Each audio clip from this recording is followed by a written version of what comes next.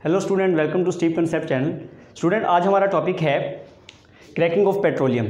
अगर आपने इससे पिछला मेरा लेक्चर नहीं देखा तो आपको इस वीडियो के एंड पे जो है वो लिंक मिल जाएगा स्क्रीन के ऊपर। आप वहाँ पे जाके मेरा पिछला लेक्चर इसी चैप्टर के जो है वो रिलेटेड वो देख सकते हैं।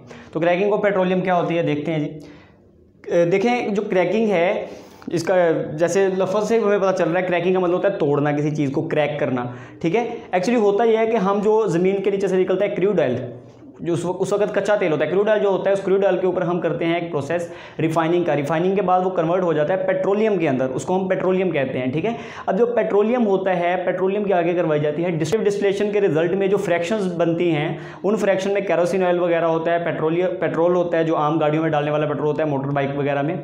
इसके अलावा उसके अंदर जो है वो फ्यूल ऑयल होता है, उसके अलावा एस्फाल्ट होती है और बहुत सारी उसकी फ्रैक्शन जो है वो उसकी पेट्रोलियम की फ्रैक्शन जो है वो वहाँ पर मौजूद होती है। लेकिन वहाँ पर जो गैसोलीन बनती है, जिसको हम पेट्रोल कहते हैं, गैसोलीन भी कहते हैं पेट्रोल भी, वो गैसोलीन ज़्यादा क्वांटिटी में नहीं होती। उसकी अमाउंट जो है वो मैक्सिमम 20% तक जाती है। 20% से जो है वो ज़्यादा कभी कभी होते हैं, इसकी अमाउंट जो है वो इतनी ज़्यादा नहीं बनती। तो 20% गैसोलीन जो है वो बहुत कम होती है, क्योंकि डिमांड जो है वो गैसोलीन की बहुत ज़्यादा है। हमें पता है कि पेट्रोल जो है वो बहुत ज़्यादा यूज़ होता है, लिहाजा इसकी डिमांड को जो है वो पूरा करने के लिए हम क्या करते हैं, दूसरे कंपाउंड्स को गैसोलीन में कन्वर्ट करते हैं ताकि पेट्रोल जो है वो उतना बन सके जितनी उसकी जो है वो डिमांड है।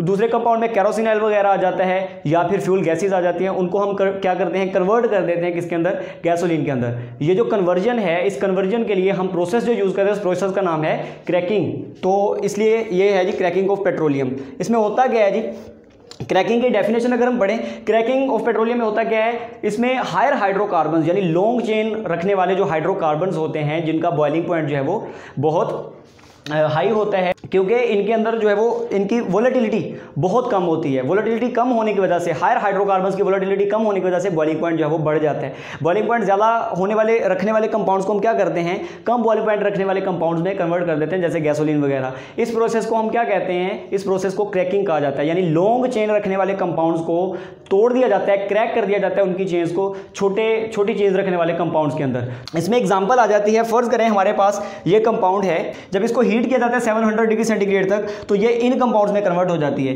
एक इससे बन जाता है हेप्टेन, हेप्टेन के अलावा साथ में बनती है इथीन, इथीन के 3 मॉलिक्यूल बनते हैं, इथीन के साथ जो है वो बनती है प्रोपीन, 1 मॉलिक्यूल प्रोपीन का बनता है। अब देखें यहाँ पे 16 कार्बन की चेन है, सारे के सारे सिंगल बॉन्ड होते हैं, 16 कार्बन की चेन है, 16 कार्बन की चेन कन्वर्ट हो गई छोटे मॉलिक्यूल में। एक 7 कार्बन की चेन है, ये 3 मॉलिक्यूल बने जिनमें 2 कार्बन की चेन है और साथ में डबल बॉन्ड है। ठीक है, और यहाँ पे एक कंपाउंड बना जिसमें 3 कार्बन एटम की चेन है, यानी हायर हाइड्रोकार्बन को हमने लोअर हाइड्रोकार्बन में कन्वर्ट कर दिया। इस प्रोसेस को क्रैकिंग कहते हैं।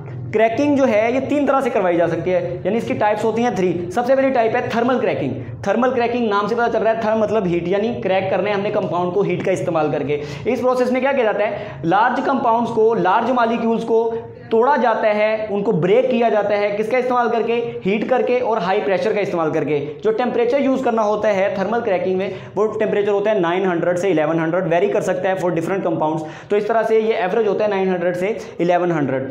तो हम हाई प्रेशर प्रोवाइड करते हैं, साथ में हाई टेम्परेचर प्रोवाइड करते हैं, लॉन्ग चेन मॉलिक्यूल टूट के शॉर्ट चेन मॉलिक्यूल में जो है वो कन्वर्ट हो जाते हैं। ये प्रोसेस जो है वो अनसैचुरेटेड कंपाउंड्स को प्रोड्यूस करने के लिए बहुत सूटेबल है, जैसे इथीन वगैरह। ये अभी ये हमने देखे, ये जो यहाँ पे एग्जाम्पल की है वो थर्मल क्रैकिंग की है। हमने हाई टेम्परेचर प्रोवाइड करके जो है वो क्या किया, अनसैचुरेटेड कंपाउंड को बना लिया, इथीन भी बन गई, यहाँ पे प्रोपीन भी बन गई। तो अनसैचुरेटेड कंपाउंड के लिए थर्मल क्रैकिंग जो है वो बहुत सूटेबल है। इसके बाद जो दूसरी टाइप होती है क्रैकिंग की, वो होती है जी कैटालिटिक क्रैकिंग। कैटालिटिक क्रैकिंग में क्या होता है, इसमें हम कंपाउंड को ब्रेक करते हैं, यानी breaking of large molecule.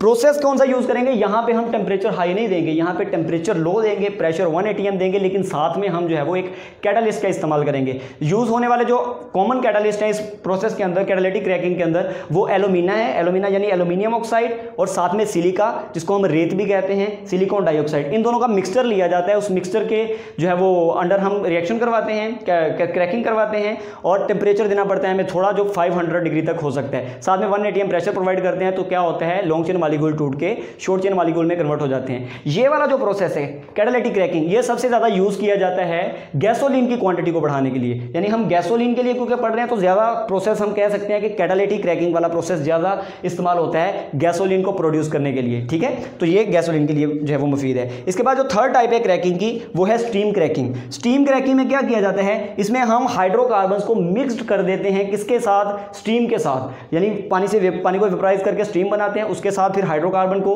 Long chain hydrocarbon को जो है वो मिक्स कर देते हैं। मिक्स करने के बाद उनको ज़्यादा देर तक मिक्स नहीं रहने देते, उनको हम थोड़े से टाइम के लिए मिक्स करके गर्म होने देते हैं कंपाउंड को। वो चेन जो है वो गर्म होने की वजह से टूट जाती है। फिर क्या करते हैं, उसको रैपिडली कूल कर लेते हैं। वो जो टूटे हुए कंपाउंड है उनको फ़ौरन ठंडा करके जो है वो लिक्विफाई कर लेते हैं और इस तरह से जो है वो लॉन्ग चेन मॉलिक्यूल टूट के शॉर्ट चेन मॉलिक्यूल में कन्वर्ट हो जाता है। ये प्रोसेस भी जो है वो अनसैचुरेटेड कंपाउंड के लिए करवाया जाता है, जैसे हमने सबसे पहला करवाया। ये थर्मल क्रैकिंग जैसे है, लेकिन यहाँ पे हीट देने की बजाय हम स्टीम की हीट का इस्तेमाल करें। स्टीम के पास जो हीट होती है उसका एक जर्क देते हैं, ठीक है, एक झटका देते हैं हम कंपाउंड को, जिसकी वजह से उसकी चेन जो है वो टूट जाती है। अब ये जो क्रैकिंग है, चाहे स्टीम क्रैकिंग हो या फिर थर्मल क्रैकिंग हो या कैटालिटिक क्रैकिंग हो, ये सारे के सारे प्रोसेस जो है वो इस्तेमाल होते हैं किसके लिए, बहुत सारे जो है वो अनसैचुरेटेड कंपाउंड्स को तैयार करने के लिए। गैसोलीन तो बनेगी ही बनेगी, लेकिन साथ में जो बाई प्रोडक्ट्स बनते हैं, जैसे यहाँ पे ये कंपाउंड तो बना है लेकिन साथ में बाई प्रोडक्ट्स भी बन रहे हैं, और बाई प्रोडक्ट्स क्या हैं, अनसैचुरेटेड। तो इस तरह से अनसैचुरेटेड बाई प्रोडक्ट्स जो बन जाते हैं, तो हम कह सकते हैं कि अनसैचुरेटेड कंपाउंड को जो है वो इस प्रोसेस से तैयार करवाया जा सकता है। तो ये क्रैकिंग थी। अगर आपको इस टॉपिक में कुछ समझ नहीं आया तो आप कमेंट बॉक्स के अंदर जो है वो क्वेश्चन पूछ सकते हैं, और अगर आपको मेरी वीडियो अच्छी लगी है तो आप चैनल को सब्सक्राइब करें और साथ में बेल आइकन को प्रेस कर लें। सब्सक्राइब करने के लिए आपको इस साइड पे एक जो है वो आइकन नजर आ रहा होगा, वहां पे आप जो है वो टच करके सब्सक्राइब कर सकते हैं। और अगर आपने इस टॉपिक से रिलेटेड मेरी पिछली वीडियो नहीं देखी तो इस साइड पे आपको उसका लिंक भी नजर आ रहा होगा, आप वहां पे जो है वो टच करके उस वीडियो की तरफ जाके उसको देख सकते हैं।